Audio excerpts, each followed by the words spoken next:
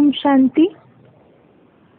சிவராத்திரியின் புனித நேரத்தில் சிவபெருமாளை பற்றி அறிய இந்த ஆன்லைன் மீட்டிங்கில் ஒன்று சேர்ந்திருக்கும் சிவபக்தர்களை ஆன்மீக குடும்பமாகிய அத்தியாத்மிக் விஸ்வவித்யாலய் சார்பாக நாங்கள் அன்போடு வரவேற்கிறோம்.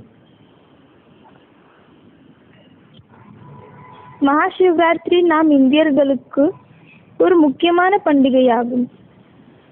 இது சிவபெருமாளின் ஒரு முக்கியமான பண்டிகையாகும். சிவன் இந்த உலகில் அவதரித்து விட்டார். தன் பக்தர்களின் ஆசையை நிறைவேற்ற இந்த பூமியில் வந்திருக்கிறார். இதுவே சிவராத்திரியின் பொருளாகும். இப்பொழுது யோசிக்க வேண்டிய விஷயம் என்னவென்றால், வெறும் சிவனின் ஜென்மம் கூட ஏன் ராத்திரி, அதாவது இருள் என்ற வார்த்தை சேர்க்கப்படுகிறது? வேறு எந்த ஒரு மனிதனின் ஜென்மம் கூடவே இந்த ராத்திரி என்ற வார்த்தை ஏன் சேர்க்கப்படுவதில்லை? எந்த ஒரு மனிதனின் பிறப்பு இரவில் ஏற்பட்டாலும் அதை பிறந்த நாள் என்று சொல்கிறார்கள்.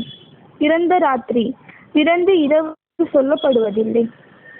ஆனால் ஒரு சிவனின் பிறப்பை பிறந்த ராத்திரி, சிவராத்திரி என்று ஏன் சொல்லப்படுகிறது? சிவராத்திரி என்றாலே சிவனின் பிறந்த நாள் ஆகும். அப்போ சிவன் எப்பொழுது பிறந்தார், எப்படி பிறந்தார், எங்கே பிறந்தார் மற்றும் சிவன் என்ற பிருத்திவிவாசிகளுக்கு என்ன செய்தார்? சிவனிடமிருந்து நம்மளுக்கு என்ன கிடைத்தது? ஏனென்றால் இந்த உலகில் கொண்டாடப்படுகிற பிறந்த மனிதர்களின் பிறந்த நாளை ஏன் கொண்டாடப்படுகிறது என்று நாம் அறிவோம். டேகோர் ஜெயந்தி, காந்தி ஜெயந்தி, சுபாஷ் ஜெயந்தி ஏன் கொண்டாடப்படுகிறது? ஏனென்றால் நாம் இதை அறிவோம். அதாவது அவர்கள் இந்நாட்டிற்காக, இந்த உலகத்திற்காக மிகவும் சிறந்த வேலைகளை செய்திருக்கிறார்கள். அதனால்தான் நாட்டின் மக்கள் மகிழ்ச்சியோடு அந்நாளை கொண்டாடுகிறார்கள். இப்பொழுது நாம் சிவனின் பிறந்த நாளை எல்லா ஆண்டும் மகிழ்ச்சியோடு கொண்டாடுகிறோம். ஆனால் சிவனின் முழு வாழ்க்கை வரலாறை பற்றி நாம் அறிவோமா? அதாவது சிவன் யார், அவர் பெயர் என்ன, அவர் எந்த ரூபத்தில், எந்த தேசத்தில், எந்த நேரத்தில் மற்றும் என்ன செய்ய வருகிறார் என்று நாம் அறிவோமா? அதாவது சிவனை ஆசுதோஷ், அவடர்தானி என்று அழைக்கிறார்கள்.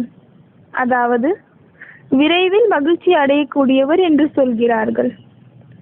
ஆனால் அவரை மகிழ்ச்சி அடைய செய்ய நாம் ஏன் முழு ராத்திரியும் கண் விழிக்கிறோம் மற்றும் ஏன் விரதம் வைக்கிறோம்? இவ்வளவு கடினமான தவங்கள் ஏன் செய்கிறோம்? அதேபோல் இது போன்ற தவத்தை எல்லாராலும் செய்ய முடியுமா? ஏழைகள், நோயாளிகள், கடினமான வேலை செய்யக்கூடியவர்கள், அவர்களால் இந்த தவத்தை செய்ய முடியுமா? அப்போ அவர்களுக்கு கடவுளின் ஆசீர்வாதம், வரதானம் கிடைக்காதா? கீதையில் இது கூட சொல்லப்பட்டிருக்கிறது. அதாவது அதிகமாய் உண்பவர்களின் மற்றும் விரதம் வைப்பவர்களின், அதேபோல் அதிகமாய் உறங்குபவர்களின் மற்றும் முழுதாக கண் விழிப்பவர்களின் கடவுளிடம் யோகம், அதாவது கடலை தியானிக்க முடியாது. அப்போ கடவுள் சுயம் இது போல பூஜை, அர்ச்சனை, விரதம், கண் விழிப்பது போன்ற கடினமான விதிகளை சொல்லியிருப்பாரா? இதை கண்டிப்பாக யோசியுங்கள். ஒருவேளை கடினமான தவத்தின் மூலமாக சிவன் மகிழ்ச்சி அடைந்தால் அந்த மகிழ்ச்சியை நாம் நம் வாழ்க்கையில் அனுபவம் செய்கிறோமா? அந்த மகிழ்ச்சி என்னவென்று தெரியுமா? சிவபெருமாள் என்ன கொடுக்கிறார் என்று தெரியுமா? அவரை முக்தேஸ்வர் என்று அழைக்கிறோம். ஒருவேளை அவருக்காக செய்யக்கூடிய இந்த கடினமான தவத்தின் பலனாய் நமக்கு முக்தி கிடைக்கிறது என்று சொன்னால், நாம் நமது வாழ்க்கையில் துக்கம் வேதனையிடமிருந்து முக்தியை அனுபவிக்கிறோமா? ஒவ்வொரு நாளும் துக்கம் அதிகரிக்கிறதா இல்லையா? நாம் யாரை பூஜிக்கிறோம்? எப்படி பூஜிக்கிறோம்? ஏன் பூஜிக்கிறோம்? இதை எப்பொழுதாவது நாம் சிந்தித்திருக்கிறோமா? அப்போ நாம் இன்று எல்லா கேள்வியின் பதிலை மற்றும் ரகசியத்தை ஆன்மீக ஞானத்தின் மூலமாக அறிந்து கொள்ளலாம். முதலில் நாம் சிவனுக்கும் ராத்திரிக்கும் என்ன சம்பந்தம் மற்றும் சிவராத்திரி ஏன் சொல்லப்படுகிறது என்று புரிந்து கொள்ளலாம்.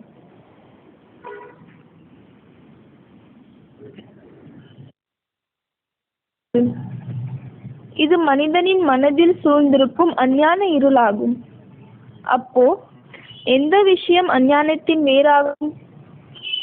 தன்னை ஆத்மா என்று மறந்து உடல் என்று புரிந்து கொள்வதுதான் அஞ்ஞானத்தின் வேறாகும். உடல் என்று புரிந்து கொள்வதால் தான் காமம், கோபம், பேராசை, பற்று, அகங்காரம் போன்ற விகாரங்கள் அனைத்து மனிதர்களையும் அஞ்ஞான இருளில் சிக்கி வைத்துள்ளது.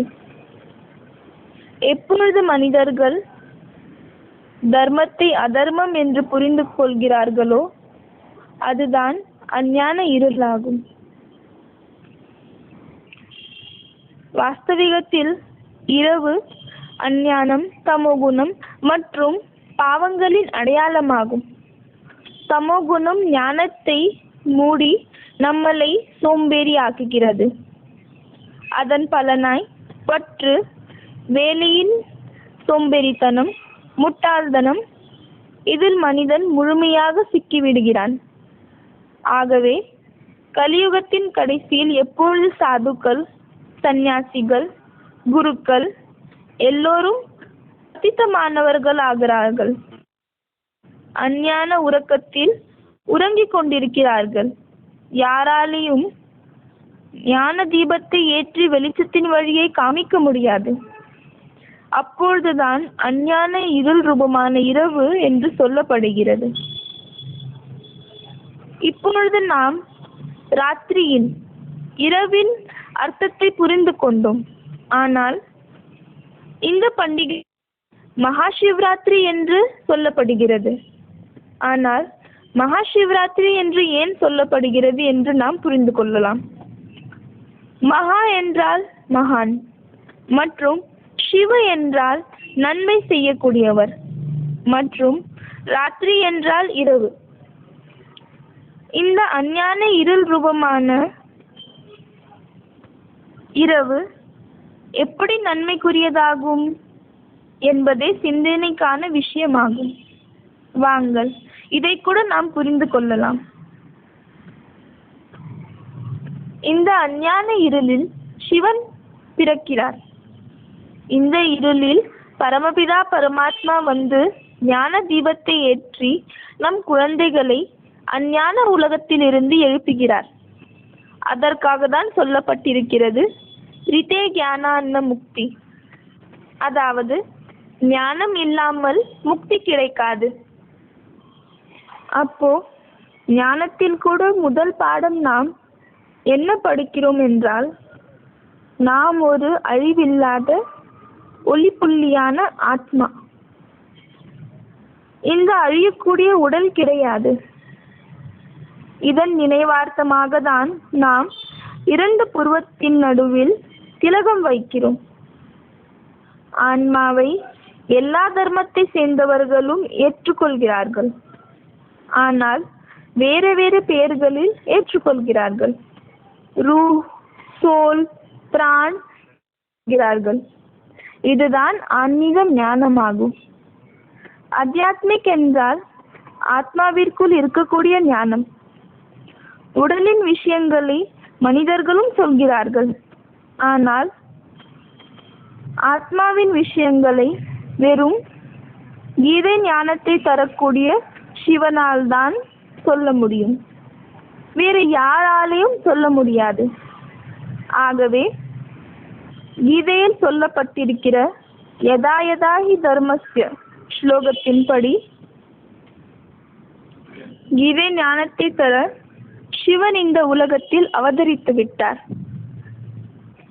ஆகவே கீதையில் இது கூட சொல்லப்பட்டிருக்கிறது, அதாவது வித்யையில் நான் ஆன்மீக வித்யா ஆவேன். மனிதனின் வாழ்க்கை பயம் நிறைந்த வாழ்க்கையாய் மாறுகிறது. ஏனென்றால் அவர்கள் தன்னை உடல் என்று புரிந்து கொள்கிறார்கள். ஞானசூரியன் சிவன் இது போன்ற மனித உடலை எடுத்து தரக்கூடிய அந்த ஞான வெளிச்சம் குறைந்த காலத்தில் இந்த முழு உலகத்திலும் பரவுகிறது. இதன் மூலமாக இந்த பாவப்பட்ட தமோகுணம் நிறைந்த விகாரங்கள் நிறைந்த கலியுகம் முடிகிறது. கீதையில் வந்திருக்கும் யதா யதா ஹி தர்மஸ்ய ஸ்லோகத்தின்படி, அதே போல் ராமாயணத்தில் சொல்லப்பட்டிருக்கிற விஷயங்களின்படி கடவுள் மனித உடலை எடுத்து விட்டார். இப்பொழுது வரை நாம் சிவனுக்கும் இரவுக்கும் என்ன சம்பந்தம் என்று புரிந்து கொண்டோம். ஆனால் அந்த சிவபெருமான் யார் என்று புரிந்து கொள்ளலாம். வாஸ்தவிகத்தில் நாம் சிவபெருமானை இன்று வரை அறிந்து கொள்ளவில்லை. ஏனென்றால் சிவன் கூடவே நாம் சங்கரின் பெயரையும் சேர்க்கிறோம். ஒருவேளை சிவன் ஒருத்தராய் இருந்தால் சிவசங்கர் என்று 2 பெயர்கள் ஏன் இருக்கிறது? அதேபோல் லிங்கத்தையும் மற்றும் சங்கரின் மூர்த்தியை, அதாவது 2 ரூபத்தை ஏன் காட்டியிருக்கிறார்கள்? சிவலிங்கம் என்று சொல்லப்படுகிறது, சங்கர் லிங்கம் என்று அல்ல. சிவராத்திரி என்று சொல்லப்படுகிறது, சங்கர் ராத்திரி என்று அல்ல. சிவ நேத்திரம் என்று சொல்லப்படுகிறது, சங்கர் நேத்திரம் என்று அல்ல. சிவசங்கர் என்று அழைக்கப்படுகிறார்கள், சங்கர் சிவ என்று அழைக்கப்படுவதில்லை. சிவனின் ஆலயம் சிவாலயம் என்று சொல்லப்படுகிறது, சங்கர் ஆலயம் என்று சொல்லப்படுவதில்லை. சிவ புராணம் என்று கூறப்படுகிறது, சங்கர் புராணம் என்று கூறப்படுவதில்லை. சத்யம் சிவம் சுந்தரம் என்று சொல்லப்படுகிறது, சத்யம் சங்கர் சுந்தரம் என்று சொல்லப்படுவதில்லை.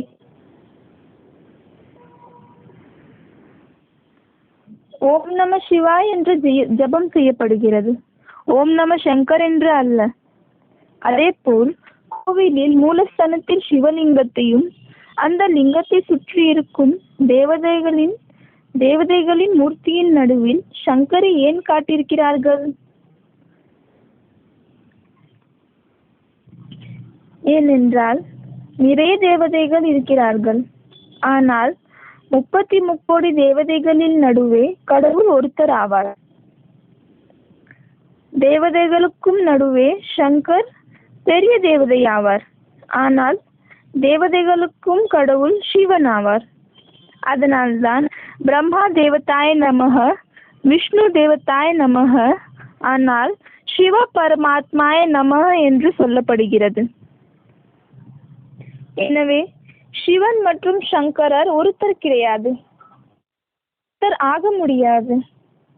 அப்போ அவர்களில் என்ன வித்தியாசம் உள்ளது?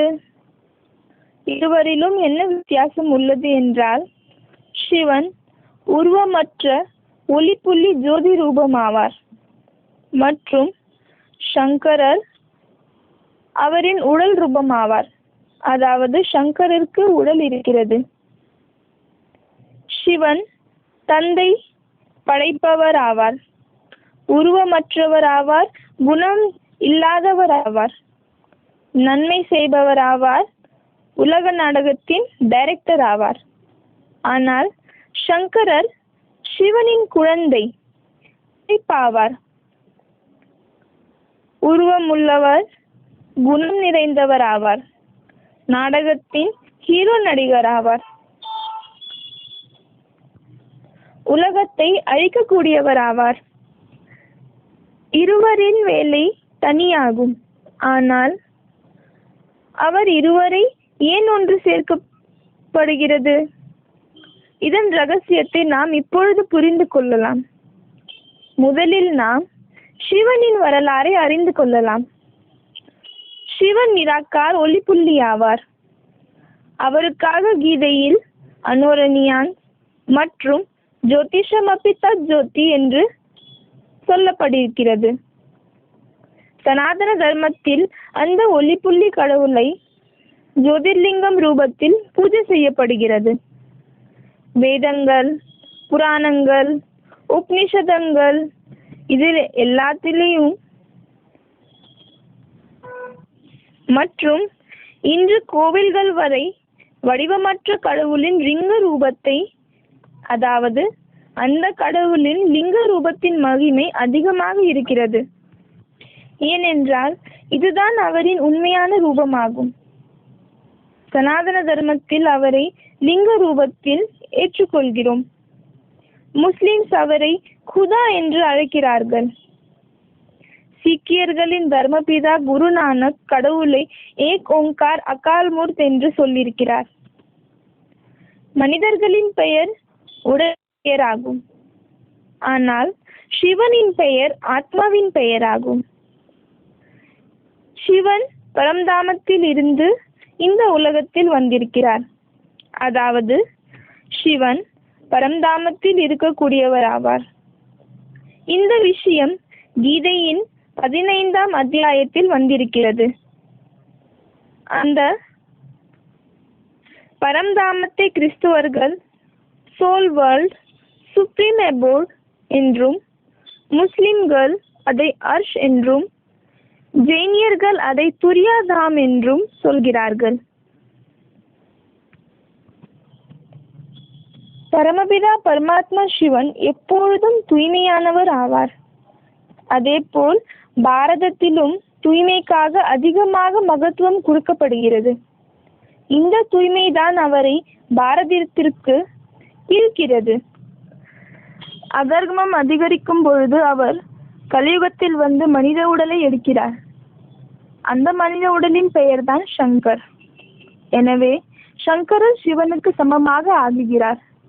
ஆகவே சிவன் மற்றும் சங்கரின் பெயரை ஒன்று சேர்த்து சிவசங்கரர் என்று சொல்கிறார்கள். ஆனால் சங்கர் எப்படி சிவனுக்கு சமமாக ஆகுகிறார் மற்றும் இதன் காரணத்தை நாம் புரிந்து கொள்ளலாம். முதல் காரணம் என்னவென்றால், சிவன் இந்த உலகத்தில் வந்து ஞானத்தை கொடுத்து ஞான தீபத்தின் மூலமாக ஞான இருளை நீக்குகிறார். இந்த உலகத்தில் 500-700 கோடி ஆத்மாக்களுக்குள் நடுவே சங்கரர் மட்டும்தான் சிவனின் ஞானத்தை 100% தாரணை செய்கிறார். அதாவது ஞானத்தில் சிவனுக்கு சமமாக ஆகுகிறார். இரண்டாம் காரணம் என்னவென்றால், ஒரே ஒரு சங்கரர் மட்டும்தான் சிவனை நிரந்தரமாக நினைவு செய்கிறார்.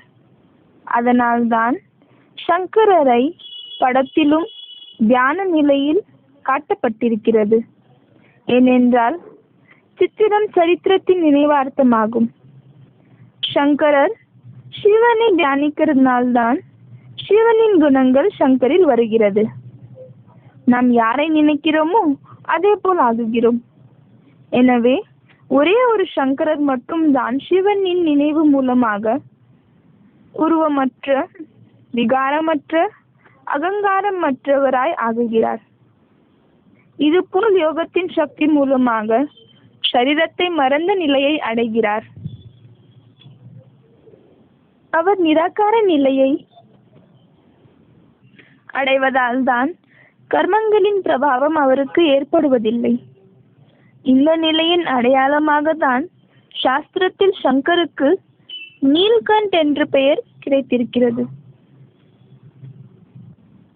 தியானத்தில் அமர்ந்திருக்கும் படம் புருஷார்த்த ரூபத்தின் நினைவார்த்தமாகும் மற்றும் எப்பொழுது அவர் சிவனை தியானித்து சிவனுக்கு சமமாக ஆகுகிறாரோ அப்பொழுது அந்த நிலையின் அடையாளமாக சிவலிங்கத்தை நாம் பூஜிக்கிறோம். அதாவது அவர் சிவனுக்கு சமமாக ஆகுகிறாரோ அந்த நிலையின் அடையாளம்தான் சிவலிங்கம் ஆகும். அவர் சிவனுக்கு சமமாக, அதனால்தான் 3 தேவதைகளில் வெறும் சங்கரின் பெயர் மற்றும் தான் சிவனோடு சேர்க்கப்படுகிறது. இப்பொழுது நாம் சங்கரின் விசித்திர ரூபத்தின் வர்ணனையை புரிந்து கொள்ளலாம். சங்கர் என்றால் 3 ஆத்மாக்களின் செயற்கையாகும். அவர் சந்திரனையும் தாரணை செய்திருக்கிறார். அதனால்தான் சந்திரதர், சந்திரசேகரன் சொல்கிறார்கள். மற்றும் நெற்றியில் 3ஆம் கண்ணு சிவனின் நுழைவதற்கான அடையாளமாகும். ஆகவே அவரை திரிலோச்சன் என்றும் அழைக்கப்படுகிறது. இந்த அர்த்தத்தை சிவன் சங்கர் மூலமாக சொல்கிறார். அதாவது சங்கரின் தோற்றம் மற்ற தேவதைகள் விட தனிப்பட்டதாகும். சங்கரின் படத்தில் அர்த்தம் உள்ளது. ஏனென்றால் சித்திரம் சரித்திரத்தின் நினைவார்த்தமாகும். முதலில் திரிசூலம். சங்கரின் கையில் காட்டப்பட்டிருக்கும் திரிசூலத்தின் அர்த்தம் என்னவென்றால், த்ரீ என்றால் 3, ஷூல் என்றால் அம்பு. அதாவது இது ஞான அம்பு ஆகும்.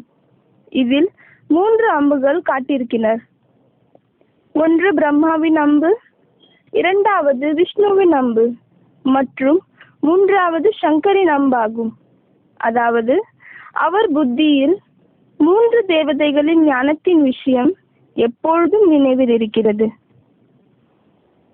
2வதா உடுக்கை. சங்கரின் கையில் உடுக்கை கூட காட்டியிருக்கிறார்கள். இது 2 பக்கமும் ஒலிக்கும். அவர் இது போல ஞானத்தை சொல்கிறார். அதாவது அதை கேட்ட தானவர்கள் மற்றும் தேவதைகள் இருவரும் சந்துஷ்டம் அடைகிறார்கள். அவர் சம பார்வை கொண்டவர் ஆவார். அதனால்தான் மனிதர்கள், அசுரர்கள், தேவதைகள் எல்லோரும் அவரை ஏற்றுக்கொள்கிறார்கள். அடுத்தது கங்கை. சங்கரின் தலையில், அதாவது ஜடையில் இருந்து கங்கை வரும் போல் காட்டியிருக்கப்பட்டுள்ளது. அதே போல் அங்கு ஒரு கன்னி பெண்ணை கூட காட்டியிருக்கிறார்கள்.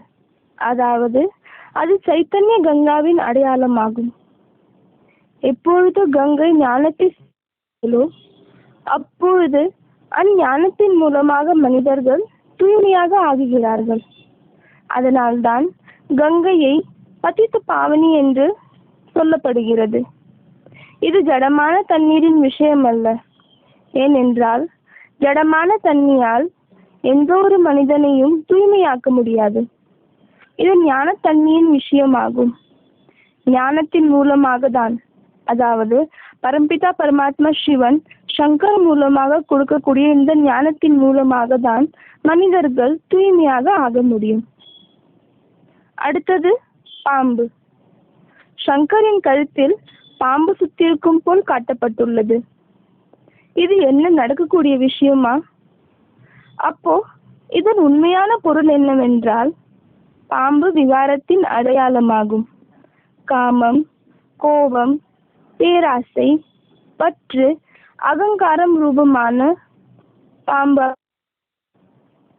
அதாவது எப்படி சந்தன மரத்தில் பாம்பு சுற்றிருந்தாலும் சந்தன மரம் நறுமணத்தை தான் வீசும்.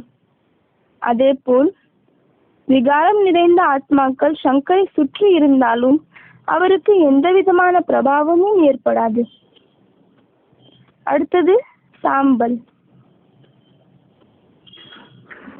எந்த ஒரு தேவதையையும் சாம்பல் பூசிய போல் காட்டப்படுவதில்லை. பூசுவதின் அர்த்தம் என்னவென்றால், தன் தேகவை சிவனின் நினைவில் எரித்து சாம்பல் ஆக்கிவிட்டார். அதாவது சங்கரர் தன் தேகத்தின் நினைவிலிருந்து அப்பால் போகுகிறார். அவர் சிவனை நினைத்து சிவனை தியானித்து தன் தேகத்தை மறக்கிறார். அடுத்தது, அதேபோல் வெறும் சங்கரருக்கு மட்டும்தான் ஆடை இல்லாமல் காட்டப்படுகிறது. மற்ற அனைத்து தேவதைகளுக்கும் அழகான ஆடைகளை காட்டப்பட்டுள்ளது. கீதையில் உடலை ஆடை என்று சொல்லப்பட்டிருக்கிறது. அதாவது இது ஸ்தூலமான ஆடையின் விஷயம் அல்ல, இது உடல் ரூபமான ஆடையின் விஷயமாகும். அதாவது சங்கரர் முழுதாக இந்த உடல் ரூபமான ஆடையை மறந்து ஆத்மாவின் நிலையை தங்கிவிட்டார் என்பதே இதன் பொருளாகும். அதாவது நாம் இப்பொழுது இந்த ஆத்மாவை மறந்து தேகம் என்று புரிந்து கொண்டோம்.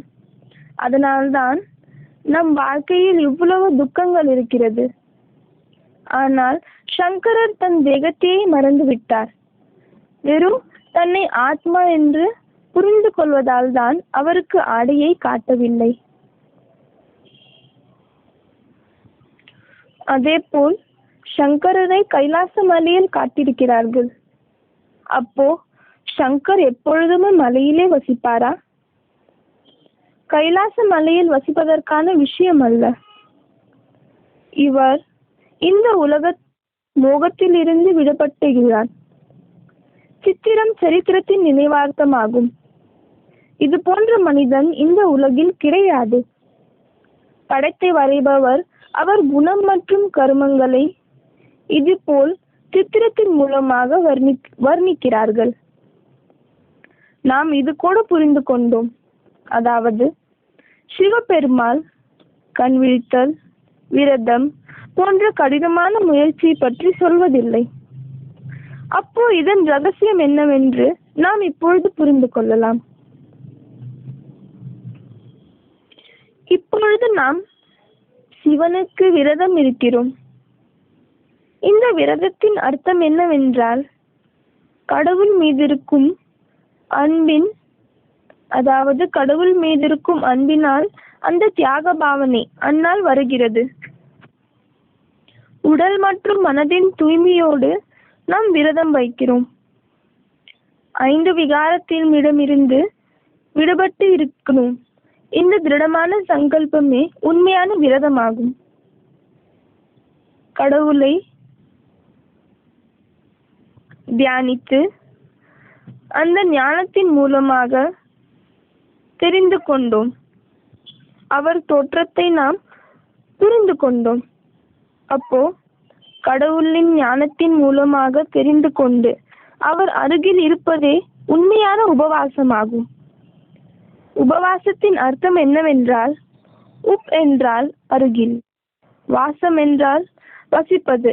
அதாவது கடவுளின் ஞானம் மூலமாக அவரை தெரிந்து நாம் அவர் அருகிலே இருக்கணும். இதுதான் உபவாசத்தின் அர்த்தமாகும். அதேபோல் சிவராத்திரியில் விசேஷமாக 3 இலைகள் கொண்ட வில்வ இலையின் வேல் பத்திரத்தின் மகத்துவம் இருக்கிறது. அது சிவபெருமாளுக்கு அர்ப்பிக்கப்படுகிறது. வேல் பத்திரத்தின் 3 இலைகள் சிவனின் 3 செயலாளர்கள் பிரம்மா, விஷ்ணு மற்றும் சங்கரின் நினைவார்த்தமாகும். 33 கோடி தேவதைகளில் சிவன் வெறும் 3 மூர்த்திகள் மூலமாக உலக நன்மைக்கான செயலை செய்கிறார். பிரம்மா மூலமாக புதிய உலகத்தை படைக்கிறார். தேவதைகளுக்காக, நமக்காக புதிய உலகத்தை படைக்கிறார். சங்கரர் மூலமாக இந்த அசுரர்களின் பழைய உலகத்தை அழிக்கிறார். மற்றும் விஷ்ணு மூலமாக புதிய உலகத்தை பராமரிக்கிறார். இந்த 3 மூர்த்திகளின் அடையாளமாக இருக்கக்கூடிய ஓம் வார்த்தை 3 எழுத்தின் செயற்கையாகும். பிரம்மாவின் ஆ, விஷ்ணுவின் உ மற்றும் மகேஷின் ம, இந்த 3 வார்த்தையின் செயற்கைதான் ஓம் ஆகும். அவருக்கு எருகம்பு மற்றும் உமத்தான் கூட படைக்கப்படுகிறது. இது ஸ்தூல பூக்களின் விஷயம் கிடையாது.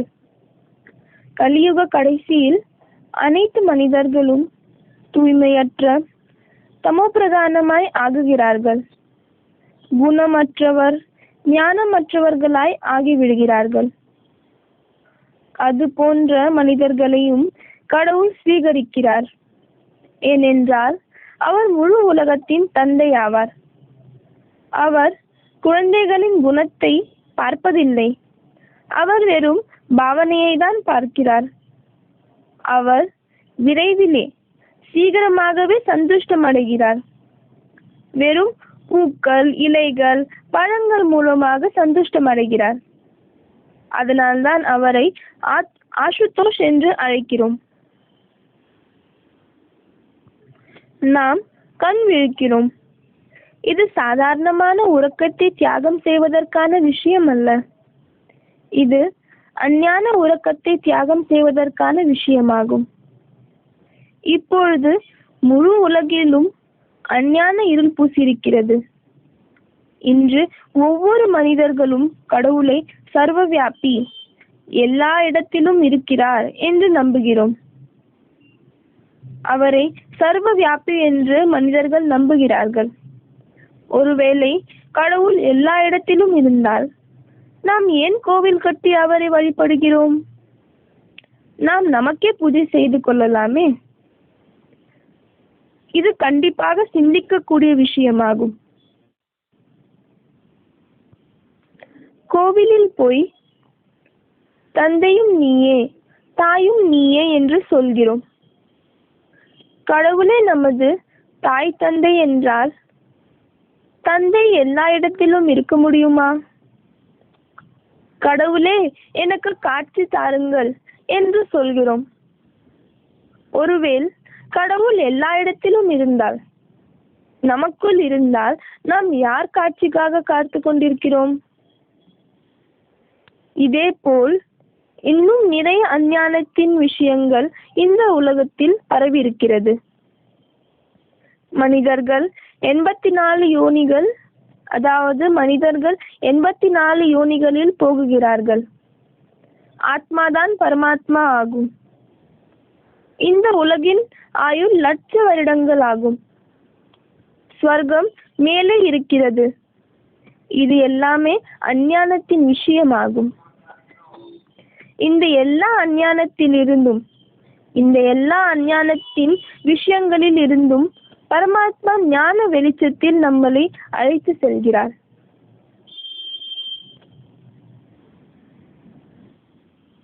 சிவபக்தர்களுக்காக ஒரு நல் செய்தி இருக்கிறது. அது என்னவென்றால், கீதையின் கடவுள் சிவசங்கரர் ஆவார். கிருஷ்ணர் கீதையின் கடவுள் கிடையாது. கீதையில் கடவுளின் மூல ரூபத்தை நிராகார் என்று சொல்லப்பட்டிருக்கிறது. வந்திருக்கும் அச்சிந்திய ரூபம் என்ற வார்த்தை சிவனுக்கு தான் பொருந்துகிறது. அதே உருவமற்ற சிவன் இந்த உலகத்தை நல்வழியில் கொண்டு போகுவதற்காக கீதையில் சொல்லப்பட்டிருக்கிற மானுஷ தனுமாஸ்ரித ஸ்லோகத்தின்படி சாக்கார உருவமுள்ள சங்கரர் உடலில் நுழைந்திருக்கிறார். அதாவது சிவன் சாக்கார உடல் சங்கரின் உடலில் நுழைந்து திவ்ய ஜென்மத்தை எடுக்கிறார். அவர் கர்ப்பத்தின் மூலமாக பிறப்பதில்லை. கடவுளின் 108 பெயர்களில் ஜபம் செய்யப்படுகிறது. இந்த பெயர்களில் நிறைய கோவில்கள் கூட கட்டப்பட்டுள்ளது. ஆனால் நமக்கு இந்த பெயர்களின் அர்த்தம் என்னவென்று தெரியுமா? வாஸ்தவிகத்தில் கர்மங்களின் அடிப்படையில் தான் பெயர்கள் கூட வைக்கப்படுகிறது. எனவே கடவுளும் நிறைய காரியங்களை செய்திருக்கிறார். அதன் அடிப்படையாக தான் அவருக்கு நிறைய பெயர்கள் மற்றும் அந்த பெயர்களின் கோவில் கட்டப்பட்டுள்ளது. இன்று நாம் அந்த பெயர்களை கீதையின் அடிப்படையாக புரிந்து கொள்ளலாம். கீதையில் கடவுள் தன்னை மருந்து மற்றும் மருத்துவர் என்று சொல்லியிருக்கிறார். அதாவது கீதையில் கடவுளை மருந்து மற்றும் மருத்துவர் என்று ஞான ரூபமான மருந்தை கொடுத்து ஆத்மாவை 5 விகாரங்களிடமிருந்து விடுவிக்கிறார். அதனால்தான் அவர் மருந்தும் ஆகிறார், அதே போல் மருத்துவராகவும் ஆகுகிறார். இந்த மருத்துவரின் நினைவார்த்தமாக தான் வைத்தியநாத் கோவில் கட்டப்பட்டுள்ளது. இதுவும் சிவசங்கரின் நினைவார்த்தமாகும். கீதையில் கடவுளை விஸ்வேஸ்வர் என்று சொல்லப்பட்டிருக்கிறது.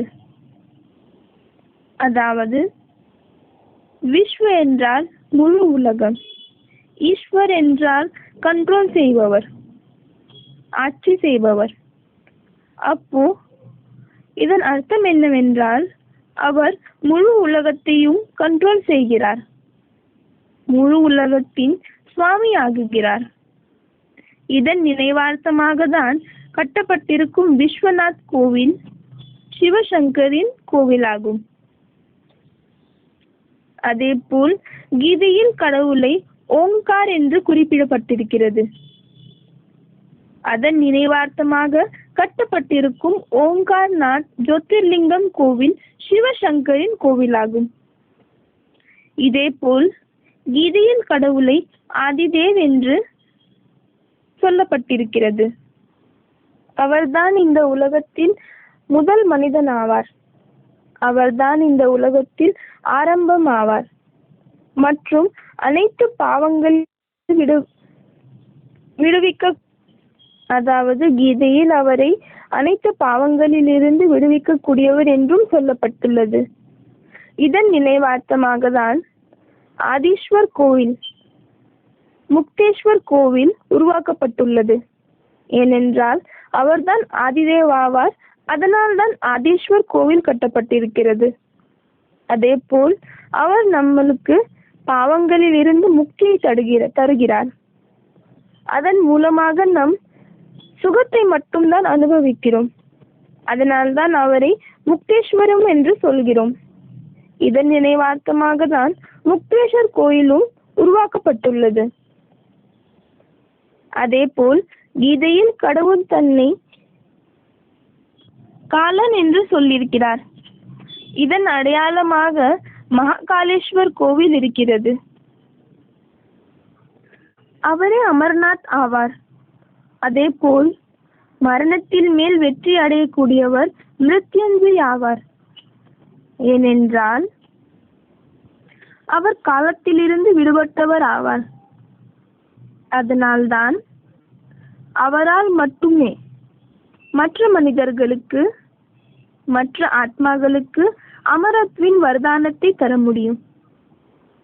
மற்றும் மரணத்தின் மேல் வெற்றி அடைவதற்காக தான் மிருத்யுஞ்சய் மந்திரத்தை ஜபிக்கிறோம். இந்த மந்திரம், இந்த ஜபம் வெறும் சங்கருக்காக தான் ஜபிக்கப்படுகிறது. வேற எந்த ஒரு தேவதைக்காகவும் நாம் மிருத்யுஞ்சய் ஜபத்தை ஜபிப்பதில்லை.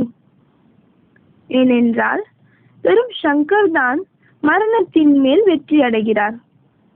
அவர் மட்டும்தான் காலத்தின் மேல் வெற்றி அடைகிறார். அதனால்தான் மிருத்யுஞ்சய் ஜபத்தை நாம் ஜபிக்கிறோம். அவர்தான் அமர்நாத் ஆவார்.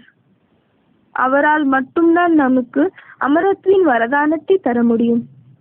வேற எந்த ஒரு தேவதைகளாலும் இந்த வரதானத்தை தர முடியாது. ஏனென்றால் எல்லா தேவதைகளுக்கும் ஜென்மத்தை காமிக்கிறார்கள், அதே போல் மரணத்தையும் காமிக்கிறார்கள். ஆனால் வெறும் சங்கருக்கு தான் ஜென்மமும் காட்டப்படுவதில்லை, அதே போல் மரணமும் காட்டப்படுவதில்லை. கீதையில் கடவுள் தன்னை தாய் தந்தை என்று சொல்கிறார். இதன் அடையாளமாக இருக்கக்கூடிய அர்த்தநாரீஸ்வர், இதன் நினைவார்த்தமாக தான் அர்த்தநாரீஸ்வர் கோயில் கட்டப்பட்டுள்ளது. இது தாய் தந்தையின் இணைந்த ரூபத்தின் அடையாளமாகும். கீதையில் கடவுள் மரண உலகத்திலிருந்து கரை கடப்பவர் என்று சொல்லப்பட்டுள்ளது. அதாவது கரைக்கு கொண்டு போகிறார். இதன் நினைவார்த்தமாக தான் சிவசங்கரின் தாரக்நாத் கோவில் கட்டப்பட்டுள்ளது. நாம் அனைவரும் இந்த உலகத்தில் சிக்கி இருக்கிறோம். இந்த உலகத்தை அடப்பதற்காக நாம் அவரைதான் நினைவு செய்கிறோம். ஒளிபொலி சிவன் எந்த உடலில் நுழைந்திருக்கிறாரோ அவர் ஆதாரம் மூலமாக தான் நம்மளால் இந்த மரண உலகத்தை கடக்க முடியும்.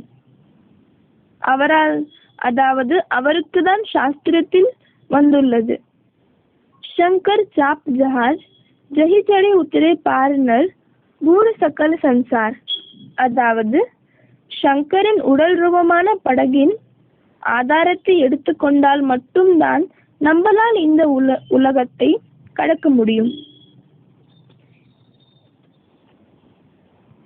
கீதையில் கடவுளை காலன் என்று சொல்லப்பட்டிருக்கிறது. காலன் என்றால் அழிவை கொண்டு வரக்கூடியவர். இதன் அடையாளமாக தான் பிரளயங்காரேஸ்வர் கோவில் கட்டப்பட்டுள்ளது. அழிவை கொண்டு வருவது என்றால் துஷ்டர்களை அழிப்பதற்கான விஷயமாகும். இது போன்ற பயங்கர வேலையை செய்வதால் தான் அவர் ருத்ரர் என்று அழைக்கப்படுகிறார். மற்றும் இந்த பெயரின் அடிப்படையாக தான் அவருக்கு மகாருத்ரேஸ்வர் கோவில் அமைக்கப்பட்டிருக்கிறது. கீதையில் கடவுளை அரிசூதன், மதுசூதன் என்று கூறப்பட்டுள்ளது. மதுசூதன் என்றால், மது என்றால் இனிப்பு, சூதன் என்றால் அழிக்கக்கூடியவர். அதேபோல் அரிசூதன் என்றால், அரி என்றால் எதிரி, சூதன் என்றால் அழிக்கக்கூடியவர் ஆவார். கீதையில் காமவிகாரத்தை தேன் போல் இனிப்பான அசுரன் என்றும் மகாசத்ரு என்றும் சொல்லப்பட்டுள்ளது. மற்றும் சாஸ்திரங்களில் வெறும் சங்கர் மகாதேவை மட்டும்தான் காமவிகாரத்தை எரிக்கும் போல் காட்டப்பட்டுள்ளது. இதன் நினைவார்த்தமாக சிவசங்கரின் காமேஸ்வர் தாம் கோவில் இருக்கிறது. அவர் செய்கிற எல்லா வேலைகளுக்கும் ஒரு பெயர் இருக்கிறது. அதேபோல் அந்த பெயர்களுக்கு ஒரு கோவிலும் இருக்கிறது. கீதையில் கடவுளை பூதர்களுக்கும் சுவாமி பூதேஸ்வர் என்று சொல்லப்பட்டுள்ளது. மற்றும் பூதேஸ்வர் சங்கர் ஆவார். இதன் அடையாளமாக தான் பூதேஸ்வர் நாத் கோவில் இருக்கிறது. கீதையில் இது சொல்லப்பட்டுள்ளது. அதாவது கடைசி நேரத்தில் பரமாத்மாவை நினைவு செய்பவர்கள் அவரையே அடைவார்கள். இதன் நினைவார்த்தமாக தான் மனிதனின் மரணத்திற்கு பின் உடல் அடக்கம் செய்வதற்காக கொண்டு செல்லும் மயான பூமியில் யோகேஸ்வர் சங்கர் மகாதேவின் மூர்த்தியை வைத்து கோவில் கட்டி வணங்குகிறார்கள். வேற எந்த ஒரு தேவதைகளின் மூர்த்தியையும் மயான பூமியில் கோவில் கட்டி கும்பிடுவதில்லை.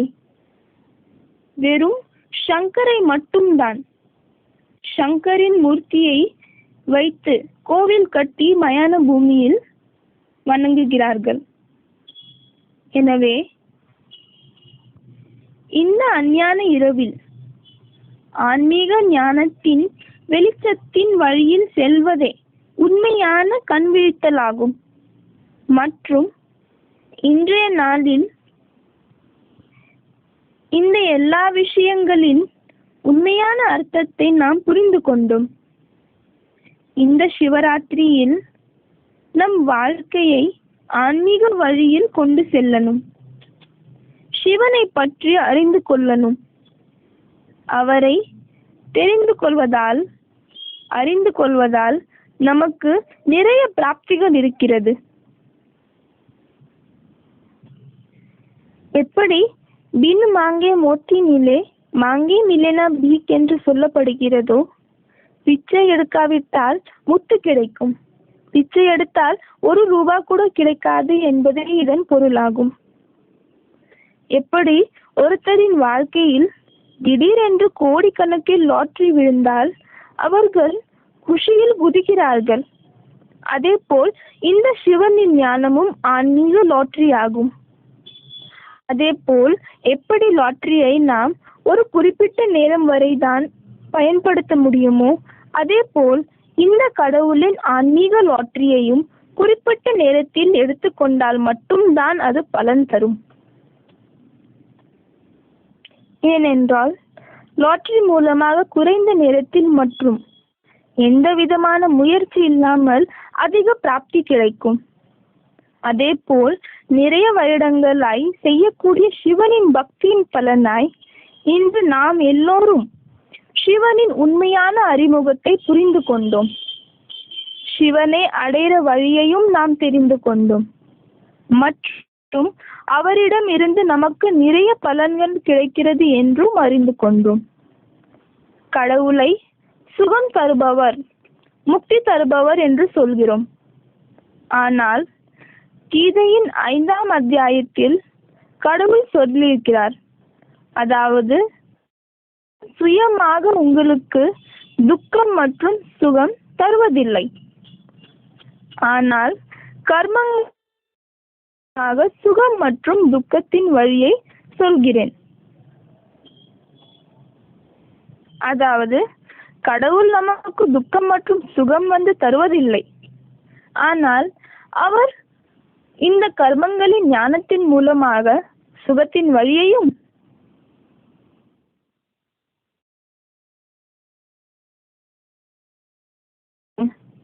இதுதான் ஸ்ரீமத் ஆகும்.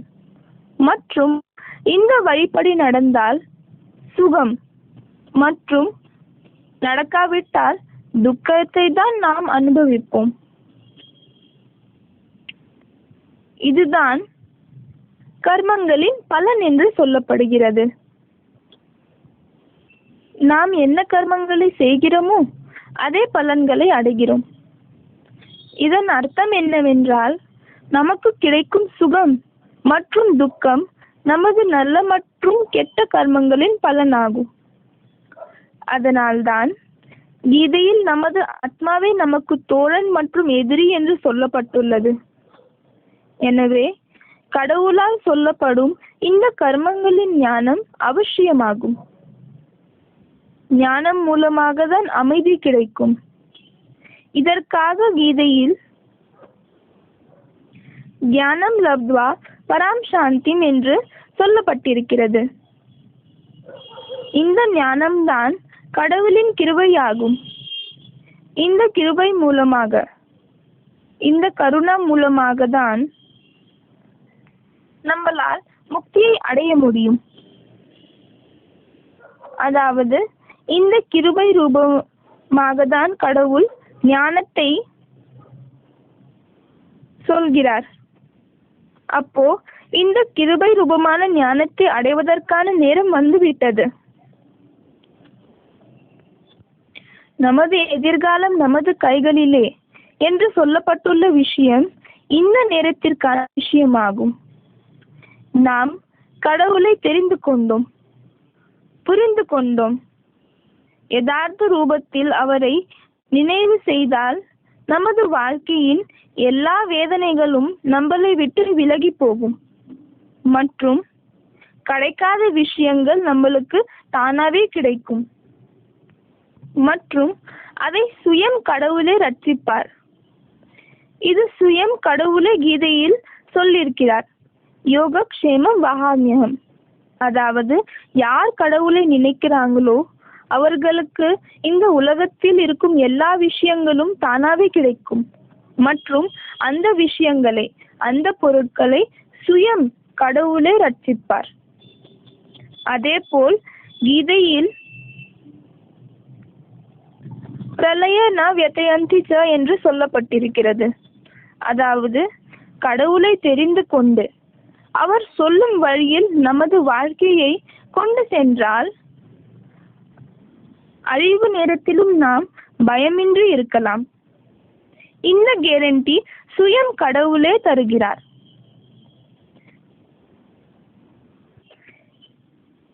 இப்பொழுது நாங்கள் உங்கள் அனைவருக்கும் இந்த மகிழ்ச்சியான செய்தியை தருகிறோம். அதாவது சுயம் சிவபெருமாளே இந்த உலகத்தில் சாதாரண மனித உடலில் அவதரித்து விட்டார் மற்றும் அவர் மூலமாக சுகம் நிறைந்த சத்தியுகத்தின் படைப்பின் வேலையை கூட மற்றும் அழிக்கும் வேலையை ஆரம்பித்து விட்டார். இது 1936 இருந்தே நடக்கிறது. எந்த உலகத்தின் அழித்தல் மற்றும் ஸ்வர்க்கத்தின் படைப்பின் வேலையை மகானாத்மாக்கள் தர்மபிதாக்கள் மூலமாக செய்ய முடியவில்லையோ அதை சிவன் செய்கிறார். ஆனால் அது எப்படி செய்கிறார்? அது எப்படி சாத்தியமாகும்? அவர் எந்த விதமான மந்திரத்தை செய்வதில்லை, மேஜிக் செய்வதில்லை. அவர் ராஜயோகத்தின் படிப்பின் மூலமாக மனிதர்களை தேவதையாக்குகிறார். அந்த தேவதைகள் மூலமாக ஸ்வர்க்கத்தின் புதிய உலகம் உருவாக்கப்படுகிறது. மனித வாழ்க்கையின் உயர்ந்த லட்சியம் என்ன? டாக்டர் ஆகுவதா, கலெக்டர் ஆகுவதா, வக்கீல் ஆகுவதா, இல்லனா பிரதம மந்திரி ஆகுவதா? அந்த பிரதம மந்திரியும் ராஷ்டிரபதி கூட தேவதைக்கு முன் தலைவர். ஏனென்றால் தேவதைகள் திவ்ய குணம் நிறைந்தவர்கள் ஆவார்கள் மற்றும் எப்பொழுதும் மற்றவருக்கு கொடுப்பவர்கள். இப்பொழுது கடவுள் வந்து நம்மளை விகார மனிதர்களை சிரேஷ்டமான கர்மங்கள் செய்யக்கூடிய விகாரமற்ற தேவதைகளா ஆக்குகிறார். நாம் இதை அறிவோம். அதாவது ஒரு டாக்டரால் தான் இன்னொரு மனிதனை டாக்டர் ஆக்க முடியும். எனவே ஒரு மனிதனால் இன்னொரு மனிதனை தேவதையாய் மாற்ற முடியாது. ஏனென்றால் மனிதனின் மனம் சஞ்சலமடைந்த மனமாகும். அதனால்தான் அர்ஜுனனும் கடவுளிடம் சொன்னார், இந்த மனம் மிகவும் சஞ்சலம் அடைகிறது. அதற்கு கடவுள் ஒரு எளிதான வழியை சொன்னார். அது என்னவென்றால் முயற்சி மற்றும் வைராகியம். வைராகியம் என்றால் வீடு குடும்ப வாழ்க்கையை விட வேண்டிய அவசியம் இல்லை. பொய்யை தன் வாழ்க்கையில் இருந்து தூரம் செய்யணும். இதுதான் வைராகியமாகும். இதற்காக நமக்கு உண்மையின் ஞானம் தேவை. அந்த ஞானத்தின் தீபத்தை கொடுத்து சுயம் கடவுளே வந்துள்ளார். இது மூலமாக நாம் எளிதாக வைராகியத்தை அடையலாம். இந்த முயற்சியை முதலில் சங்கர் தான் செய்கிறார். எனவே சங்கரர் முதலில் மனத்தை கண்ட்ரோல் செய்கிறார். எனவே அவரால் தான் நம்மளை தேவதையாக்க முடியும். அதனால்தான் சங்கரை தேவ் மகாதேவ் என்று சொல்கிறோம். இப்பொழுது வரைக்கும் என்னவென்றால் புரிந்து கொண்டோமோ அதை சிறுவான ரூபத்தில் காணலாம். முதலில் மகா சிவராத்திரியில் சிவனுக்கும் மற்றும் இந்த இரவுக்கும் என்ன சம்பந்தம் இருக்கிறது என்பதை நாம் புரிந்து கொண்டோம். ராத்திரி என்றால் கலியுக கடைசியில் இருக்கும் பூசிருக்கும் அஞ்ஞான இருள் ஆகிய ராத்திரியில்தான் சிவன் வருகிறார். அதனால்தான் அதை மகா சிவராத்திரி என்று சொல்லப்படுகிறது. இரண்டாவதாம், நாம் சிவசங்கர் இருவரும் ஒருத்தர் கிடையாது, வேறு வேறு ஆத்மாக்கள் என்று புரிந்து கொண்டோம். சிவன் உருவமற்றவர் ஆவார், ஒளி புள்ளி ஆவார். சங்கரர் உருவமுள்ள மனிதன் ஆவார்.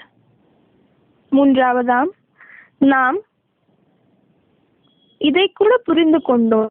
அதாவது சிவசங்கரர் ஒருத்தர் இல்லாவிட்டால் அவர் பெயர்களை ஏன் ஒன்று சேர்க்கிறார்கள்? ஏனென்றால் சங்கரர் சிவனை தியானித்து சிவனுக்கு சமமாக ஆகுகிறார். அடுத்தது நாம் விரதம் மற்றும் கண் விழித்தல் அதன் உண்மையான அர்த்தம் என்னவென்று புரிந்து கொண்டோம். அடுத்தது கீதையில் வந்திருக்கும் கடவுளின் வேலைகளின் அடிப்படையில் கிடைத்திருக்கும் பெயர்கள் மற்றும் பெயர்களின் அடிப்படையாக கட்டப்பட்டிருக்கும் கோவில் சிவசங்கரின் கோவிலாகும். சிவசங்கரின் நினைவார்த்தமாகும். கிருஷ்ணரின் கோவில் கிடையாது என்று புரிந்து கொண்டோம். சிவனின் பிறந்த நாளின் சிவனின் பிறந்த நாளின் நல்வாய்ப்பில் சிவன் நமக்கு அழிவில்லாத இதன் மூலமாக நாம் நிறைய ஜென்மங்களுக்கு வரை எல்லாவிதமான பிராப்தி மற்றும் பாதுகாப்பான வாழ்க்கையை அனுபவிக்கலாம் என்று தெரிந்து கொண்டோம். அதேபோல் கடவுள் சிவன் இந்த ஞானத்தை கற்றுக் கொடுத்து ஆத்தியாத்மிக் விஸ்வவித்யாலய் மூலமாக கலியுகத்தை அழித்து சத்தியுகத்தின் படைப்பின் வேலையை செய்கிறார் என்று அறிந்து கொண்டோம். மரியாதை மற்றும் நம்பிக்கை சிரத்தை மூலமாக செய்யப்பட்ட சிவபெருமாளின் பூஜை புனஸ்காரத்தின் பலன் இன்றைய ஆன்லைன் மீட்டிங்கில் ஒன்று சேர்ந்து கேட்பவர்களுக்கு கிடைத்துவிட்டது. அது என்னவென்றால் சிவனின் முழு அறிமுகம் சில புதிய விஷயங்களோடு கிடைத்துவிட்டது. ஏனென்றால் சிரத்தை மற்றும் நம்பிக்கை உண்மையான வழிகாட்டாவிட்டால் அது குருட்டு நம்பிக்கையில் மாறிவிடும் மற்றும் அந்த குருட்டு நம்பிக்கையின் பலனாக வாழ்க்கையில் பக்தி செய்வதால் கூட சாந்தி இருக்காது. எனவே இன்றைய மீட்டிங்கில் புது விஷயங்களை கேட்டு மனதில் கேள்வி எழுந்திருந்தால் நீங்கள் எங்களுக்கு இமெயில் அனுப்பலாம். எங்கள் இமெயில் ஐடி a1spiritual1@gmail.com. எங்கள் இமெயில் ஐடி என்னவென்றால் a1spiritual1@gmail.com ஆகும். நீங்கள் எங்களுக்கு போனின் மூலமாக கூட தொடர்பு கொள்ளலாம். எங்கள் தொடர்பு எண் 9891370007 9813700007 ஆகும். மற்றும் நீங்கள் இந்த ஞானத்தை கேட்டு இந்த ஆன்மீக குடும்பத்தின் குடும்பத்தாளராய் ஆகலாம். இன்னும் கூட நேரம் உங்கள் கையில் தான் இருக்கிறது. நீங்கள் சிவனை தெரிந்து கொண்டு சிவனின் ஞானத்தை எடுத்துக்கொள்ளலாம். இன்னும் நேரம் உங்கள் கையை விட்டு போகவில்லை. இன்னும் இந்த குறைந்த நேரத்தில் நீங்கள் சிவனை பற்றி இந்த ஆன்மீக குடும்பத்தினராய் ஆகி எடுத்துக்கொள்ளலாம். நன்றாய் முடிவது எல்லாம் நன்றே. ஓம் சாந்தி.